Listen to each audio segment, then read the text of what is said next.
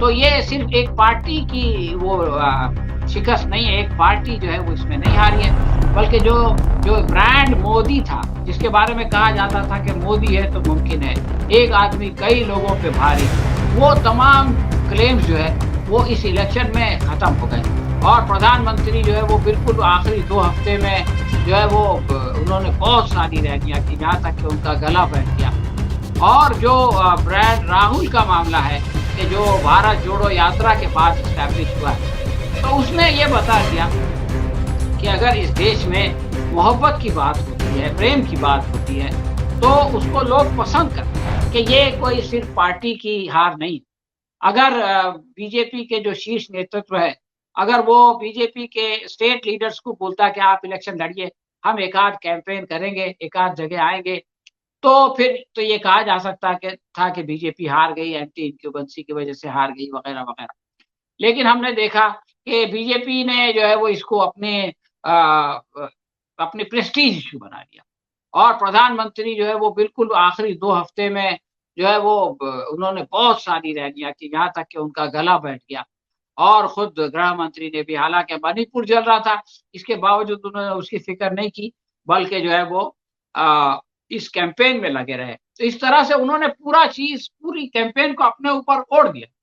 और अब जो नतीजे आ रहे हैं, जो विश्लेषण आ रहे हैं, उनके मुताबिक ये बात सामने आ रही है कि मोदी जी का जो स्ट्राइक रेट है, वो 90% से घट के जो है वो 30% पे आ गया और अमित शाह का तो उससे भी कम है। तो ये सिर्फ़ एक पार्टी की वो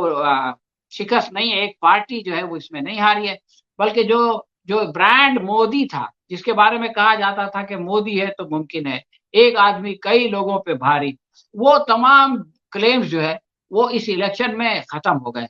और जो ब्रांड राहुल का मामला है कि जो भारत जोड़ो यात्रा के बाद एस्टैब्लिश हुआ है,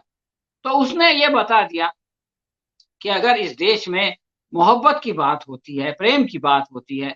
तो उसको लोग पसंद करते हैं और जो लोग नफ़रत की बात करते हैं, आपस में जो है वो जोड़ने के बजाय तोड़ने की बात करते हैं, उसको इस देश की जनता जो है वो नापसंद नहीं करती। और वो नापसंद नहीं करने वालों में हिंदू भी शामिल है, मुसलमान भी शामिल है। सबने मिल कर के जो है वो अपना ये मैंडेट दिया और ये बता दिया कि अब अगर आपको यानी बीजेपी को ये जो है वो धड़ा सिखाया, ये सबक सिखाया कि अगर आइंदा आप इलेक्शन जीतना चाहते हैं, तो अपना काम बताइए, लोगों के कल्याण कीजिए, लोगों का भला कीजिए और उन इश्यूज़ पर इलेक्शन लड़िए, तो हम आपको फिर वोट देंगे। सबका साथ, सबका विकास का जो आप नारा लगाते हैं, घोषणा करते हैं, उसकी अमल बजावनी कीजिए, उस पर अमल कीजिए, तब जाके हम आपका साथ देंगे। वरना अगर आप आकर के हमको इस तरह के नारों से और हमारा जो है वो भावनात्मक शोषण करेंगे, तो हम आपके झांसे में नहीं आएँगे। तो ये जो मैसेज है, ये जो संदेश है, ये कर्नाटक के